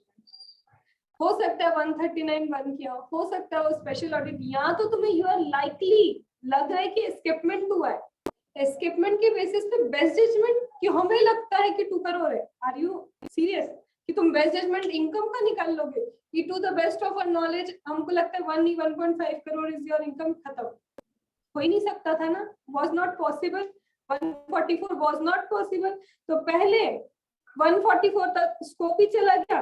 147 करे कैसे? उसके लिए बोला रिटर्न फाइल का. रिटर्न फाइल के लिए ले दे स्क्रूटनी ओपन. अब मैम समझो, बोलो. स्क्रूटनी तो ओपन हो गई. पता है इसकी क्या चाहिए? एओ विल नीड लाना बुक्स ऑफ अकाउंट लेके आ. एओ को क्या चाहिए? इसकी बुक्स ऑफ अकाउंट. सिर्फ स्क्रूटनी ओपन करना होता है ना, तब भी वी हैव टू गिव रिया का नोटिस, वो आईए वाला. तो साथ में एक सेक्शन और रेफर करेगा वो. अब जाके 147 इनिशिएटेड. अब इनिशिएट हुआ. मैम रुको, क्यों? अभी भी इसको अब जो बोल रहे हो उसको और ध्यान से सुनना. इन्होंने रिटर्न फाइल किया. The person has filed the return. Very good, return file. अब ये जो एओ है ना, ये एओ चलेगा वर्ल्ड टूर पे. ओहो, कितने महीने के लिए मैम? जैसे ही रिटर्न फाइल हुआ, फाइनेंशियल ईयर एंड हुआ, 3 months थे इनके पास, बट हमारे एओ कहाँ चले गए? वर्ल्ड टूर करने. क्या बोलना चाह रहे हो? 3 months गया. You are having the option 3 months from the end of the financial year in which the return is filed. हमारे एओ को याद ही नहीं रहा, कल चले गए वर्ल्ड टूर पे और वो 3 months में एक्सपायर हो गए. बट फिर भी उसने क्या किया? किसी को पता नहीं चलेगा. उसने क्या कर दिया? ये 143(2) आफ्टर 3 मंथ इशू किया और 147 इनिशिएट कर दिया। तो मैम ये जो उसने ऐसा काम किया 142 इशू हुआ 143 सबसेक्शन 2 3 मंथ्स के बाद इशू किया एंड इनिशिएट कर दिया 147, कैन आई से कि एब्सोल्युटली करेक्ट? नो, 147 इनवैलिड गया। अब तुम्हारा 147 का मौका गया क्योंकि रिटर्न ही फाइल इसलिए कराया था कि स्क्रूटनी कुड बी ओपन। तुमने स्क्रूटनी का वो टाइम लिमिट खो दिया बिकॉज रिटर्न फाइलिंग करवाई, रिटर्न फाइलिंग के एंड से फाइनेंशियल ईयर के एंड से 3 मंथ्स यू वर हैविंग, वो 3 मंथ्स एक्सपायर कर दिए। अब even if you issue the notice, because ये नोटिस ही इनवैलिड है और इस नोटिस के बिना इस रिटर्न की स्क्रूटनी नहीं हो सकती, तो यहाँ पे 148 भी इनवैलिड है। Got that? कहाँ लिखा है ये? एक मिनट वापस आओ, अब इसको पहले रीड करो फिर उसको फिर से एक्सप्लेन कर दूंगी।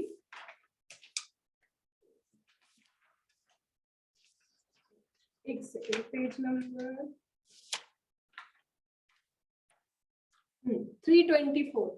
324 पे 4th वाला पॉइंट लास्ट में you will find assessment under 143(3) red with 147, read that.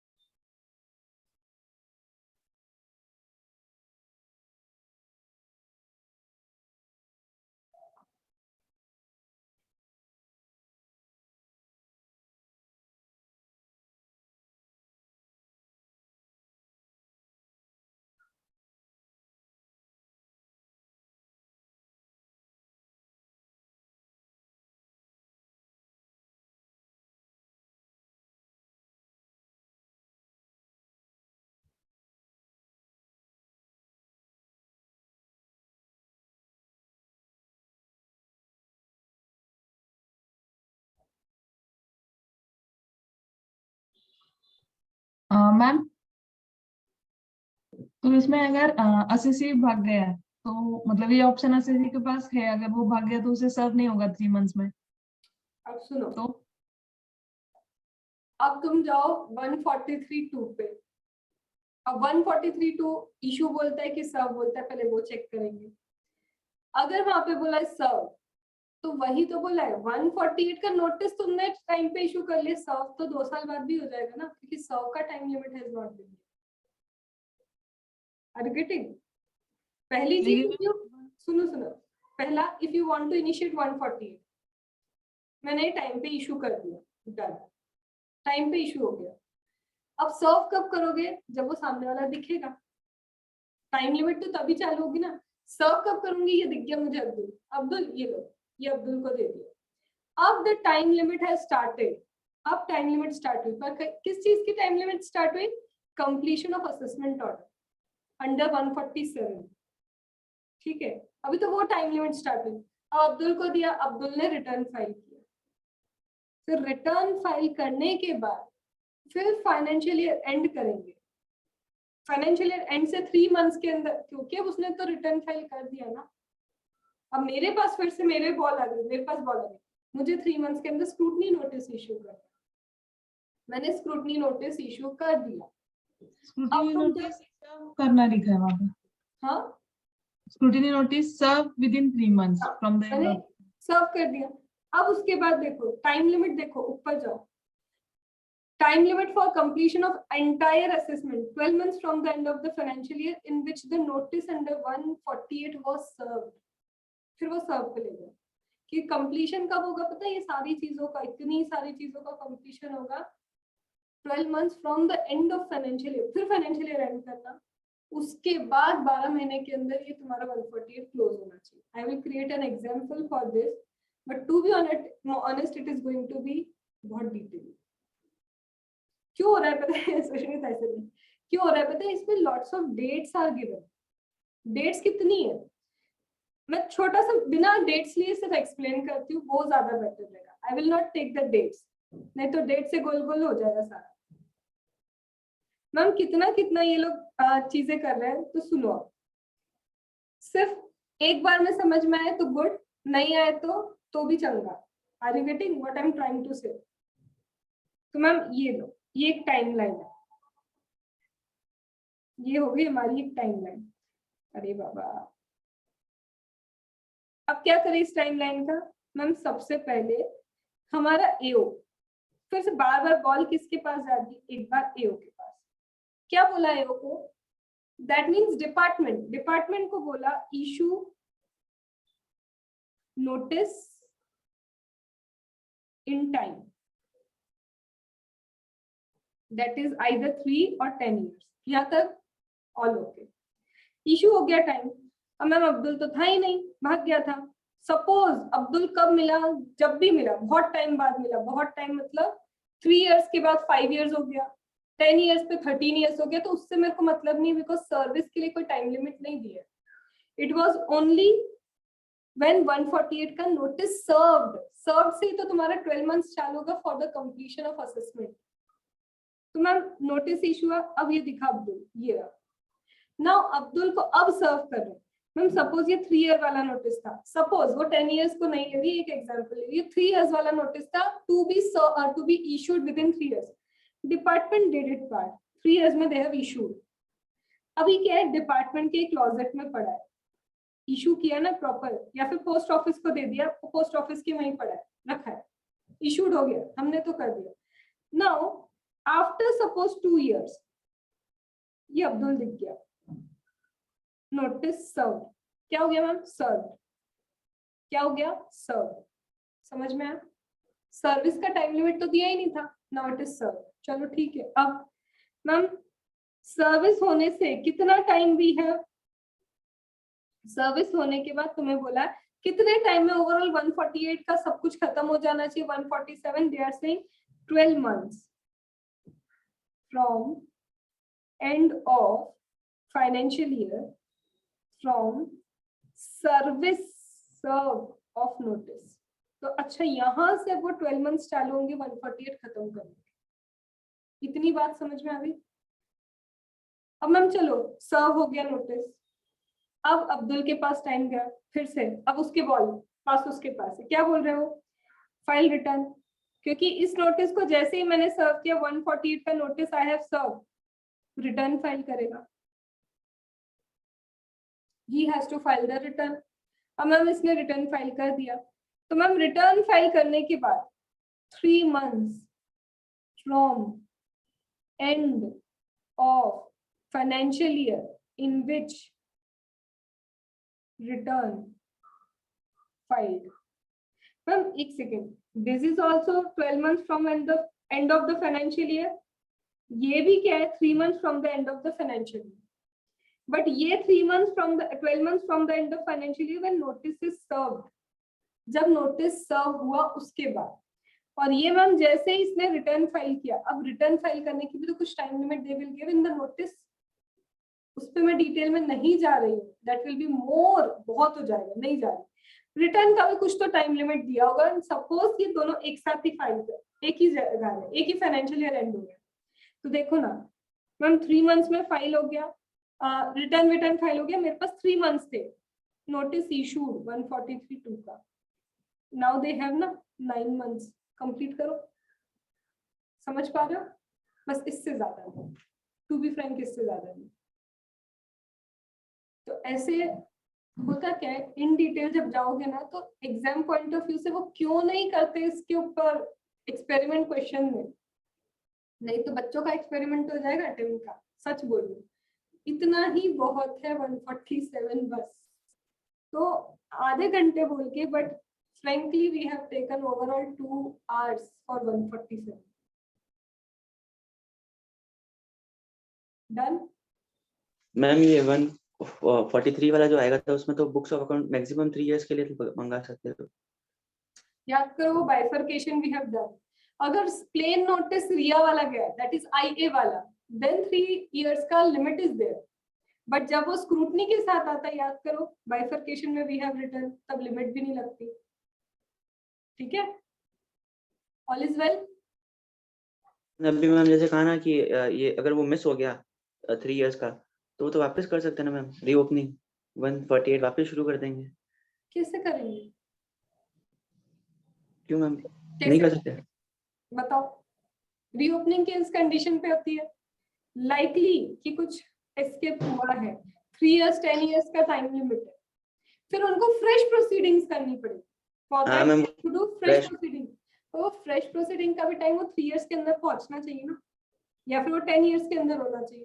तुम्हारा वो 3 और 10 years ही क्रॉस हो गया, फिर क्या? फिर तो बात ही अपने पास से बात ही खत्म हो गई। अब इसमें ना एक वो दिया है, तुमको चार्ट दिया है जिसमें as per old provision as per new provision, उसको खूबसूरती से कट कर दो। क्यों? ओल्ड और न्यू का कंपैरिजन करना ही नहीं है, क्योंकि अब न्यू पे ही है।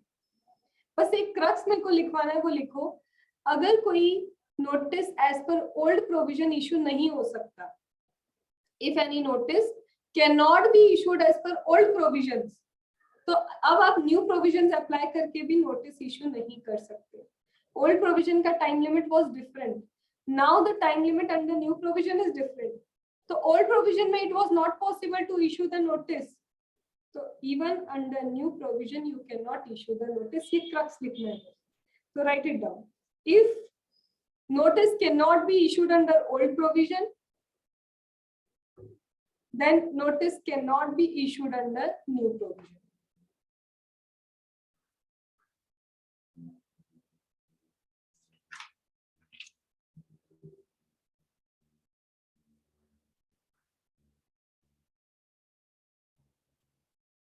Okay? अब मैम वो बचा ना इंफॉर्मेशन कौन सी है, क्यों छोड़ा इतनी देर के लिए? क्योंकि वो बहुत फालतू की चीजें थी। अब आ जाओ, 1 मिनट का टाइम और इंफॉर्मेशन क्या है वो भी कंप्लीट करते। पेज नंबर 317 कि मैम ये इंफॉर्मेशन कौन सी मिल जाएगी आपको जो इतना सारा 147 बन गया जिसके कारण। तो information page number 317, income tax department की कुछ ना रिस्क मैनेजमेंट स्ट्रेटेजीज होती है। On the basis of that risk management strategy वो डिसाइड करते हैं कि किस एसएससी पे इस बार स्क्रूटनी करनी है, कौन से एसएससी का रीओपनिंग करना है। तो there are certain risk management strategies. ये जो आधार लिंकिंग ये सब चल रहा है, this are all part of risk management strategy only. तुमको उसको नहीं समझना what is risk management strategy, बस वर्ड क्या पता होना चाहिए। Because of risk management strategy, AO got any information, तो बस he will initiate 148A. Second point क्या? Audit objection. किसका audit objection? CNAG ने audit किया इनकम टैक्स डिपार्टमेंट का। CNAG done the audit of income tax department और बोल रहा है how this income is not taxable. ये income इसकी taxable क्यों नहीं की? It is taxable. Are you getting? कुछ तो CNAG का क्या है, इनकम टैक्स डिपार्टमेंट के ऊपर ऑब्जेक्शन है, तो AO को पता चलेगा कि ये गलत जा रहे हैं, रीओपनिंग हो सकती है। थर्ड, मैम DTAA में any information has been received double tax avoidance agreement के अकॉर्डिंग क्या मिला होगा? डिटेल में नहीं जा रही मैं कि अब वो DTAA का एक एग्जाम्पल लेके जरूरत ही नहीं, ठीक है। चलो ma'am, AO under the scheme notified under 135A, again कुछ स्कीम होती है इनकम टैक्स डिपार्टमेंट की, उस स्कीम में पता चला कि इसको पकड़ो तो दे विल स्टार्ट 148A। याद क्या करना है? ओनली दैट सेक्शन 135A की स्कीम, बस वो पता होना चाहिए। DTAA वो पता होना चाहिए। ऑब्जेक्शन, ऑडिट ऑब्जेक्शन, या फिर क्या हो सकता है ma'am, risk management strategy. Ma'am ये सब करने से पहले क्या करना होगा? AO has obtained prior approval of higher authority under section 151। अब ये पॉइंट एक और है 151 का कि मैम ये सब करने से पहले ये कौन सी चीजें, ये जो वो नोटिस इशू कर रहा है, ये सारी चीजें क्या ऐसे ही इशू कर देगा नोटिस कि बस ले भैया मैंने नोटिस इशू किया? नहीं, every time AO is issuing the notice. तुमने पढ़ा ये सब जगह मैंने AO बनाया, AO ऐसे ही AO कर देगा 147 का नोटिस इशू? नहीं, अप्रूवल ऊपर से लेना पड़ता है। अब वो ऊपर का अप्रूवल दिया है 323 पेज 151। 151 सेक्शन बोलता है ma'am within 3 years from the end of assessment year अगर नोटिस इशू होता है तो CIT PCIT से approval we can take, DIT PDIT उनसे अप्रूवल लेंगे, बट मैम आफ्टर 3 years अगर हम कर रहे हैं तो किससे अप्रूवल लेंगे? तो ये बोलता है कि अगर विद इन 3 years है तो इनसे अप्रूवल, और आफ्टर 3 years CIT PCIT ही इशू कर सकते हैं नोटिस, ठीक है।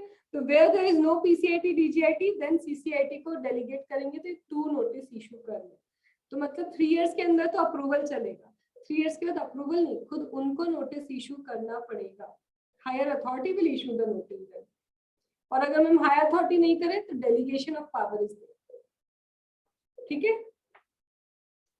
फिर से आ जाओ 317 पे, और क्या ma'am, AO has complied the procedures of 148A, उसने पूरी प्रोसीजर कर ली और उसको इन्फॉर्मेशन कंफर्म हो गई, तब भी वो नोटिस इशू करेगा। तो this are all the things कि नोटिस इन्फॉर्मेशन क्या है, DTAA 135A या फिर रिस्क मैनेजमेंट स्ट्रेटेजी, ऑडिट का ऑब्जेक्शन, ये कहीं से भी उसको कुछ लग रहा है कि कुछ तो गड़बड़ है तो वो क्या करेगा, 147 ओपन करने के लिए 148A की प्रोसीजर स्टार्ट करेगा, जिसके अंडर 148 का नोटिस इशू करेगा, और 148 का नोटिस इशू होते ही रिटर्न फाइल होगा, रिटर्न फाइलिंग के बाद 143(2) जाएगा, डन, ठीक है। और इधर क्या लिया मैम, ये मान लिया कि AO के पास इंफॉर्मेशन है, अब कुछ प्रोसीडिंग भी छोड़ दो मैम, प्रोसीडिंग बोल रहे हो छोड़ दो, हाँ सर्च हो रहा है तुम्हारे अगेंस्ट, सर्वे हो रहा है, सर्च हो रहा है, तो ऐसे केस में हम ये नहीं मानते कि पहले प्रोसीजर कंप्लाई करें, search and survey except TDS TCS का सर्वे, लो भैया इन हमको प्रोसीजर भी फॉलो करने की जरूरत नहीं है।